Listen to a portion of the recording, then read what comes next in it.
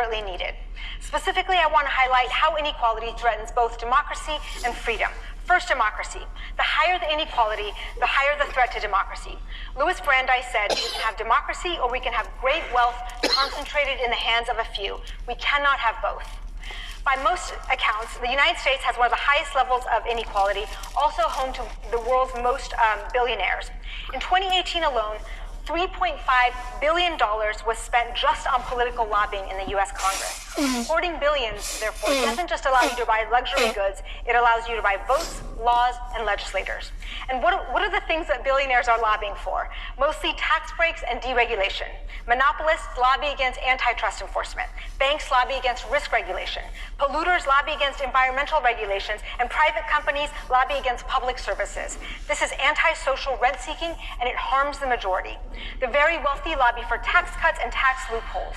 Thus, wealth leads to political power, which leads to even more wealth. The opposite is also true. Disadvantage self-perpetuates. Sorry, I'm on the clock. Disadvantage self-perpetuates. The desires of the wealthy are heeded by the political structure, and the voice of the poor is drowned out.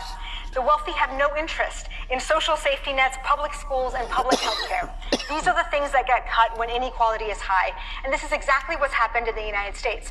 Over the span of time, as deregulation, privatization, monopolization, and trickle-down economics enabled the creation of unprecedented fortune and business empires, public resources have shrunk.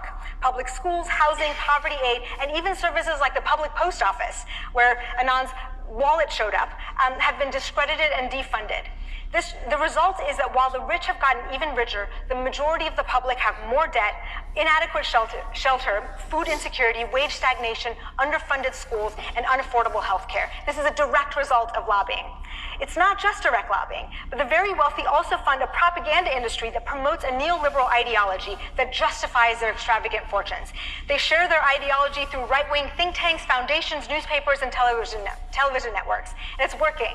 Thanks to decades of storytelling, many people believe that anyone can get rich if they just work hard, that billionaires deserve their money, and that poverty is a matter of personal flaws as opposed to institutional delinquencies.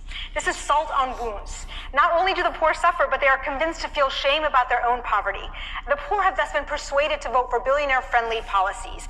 One might even argue that the worldwide political, ecological, and cultural crises have in fact been caused by the unprecedented inequality in wealth and the neoliberal dogmas used to justify it. 2, inequality threatens individual freedom and autonomy.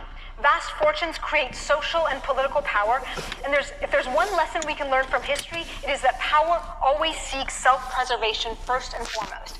Frederick Douglass remarked, "Power concedes nothing without a demand. It never did and it never will." Thus, fortune and power propagate like compounding interest over time and tip the scales until the game becomes rigged. The winners can maintain their dominance across generation by hoarding resources and opportunity. Class becomes rigid and inescapable.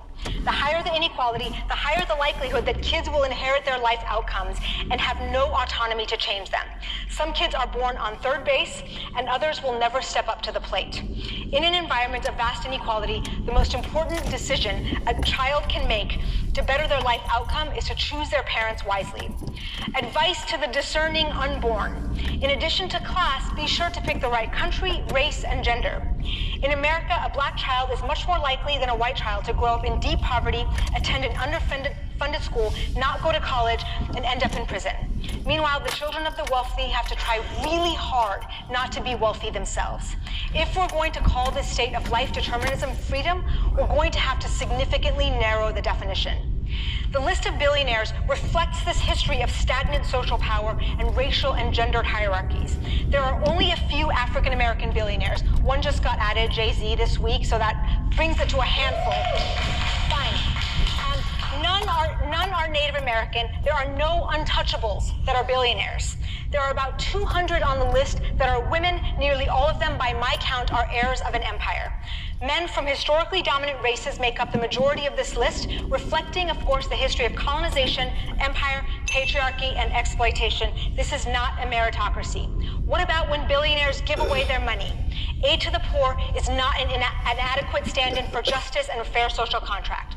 Allowing billionaires to accumulate and then decide where and how to give their money is a transfer of freedom and autonomy from the poor to the wealthy. Why should they get to allocate the world's resources? By making these distributional decisions, billionaire charity shifts power from public governments by the people and for the people to private individuals. There are good and charitable billionaires who fund the building of wells in the Middle East, microlending in Bangladesh, mosquito nets in Africa. These projects surely improve lives, but they do nothing to address the root problems of the global poor, which is a history of colonialism, war, corruption, and resource extraction. Former empires and the new corporate empires give foreign aid even as these empires have long plundered the land, installed dictators, crushed movements for sovereignty, all in the pursuit of large fortunes. It's like the bully who comes in and takes your lunch and wants to be congratulated for giving you some scraps. Many of the world's largest fortunes are similarly implicated in causing harm first and giving alms later. It would be better if we could stop the bully from taking the lunch in the first place. And for that, we need democracy and meaningful freedom. And this is exactly what's threatened with high inequality. If we want to fix poverty, we must give the poor equal political power to determine their own fate. Benevolence from kings, lords, dictators, or billionaires is still a form of tyranny when it impedes freedom. Mosquito nets and charity are nice, but sovereignty, freedom, and self-rule are better. As for billionaires, it's great that they're giving away their money. It's not enough. Democracy requires a progressive system of taxation, and justice requires an egalitarian distribution of goods. The existence of billionaires in any society indicates a high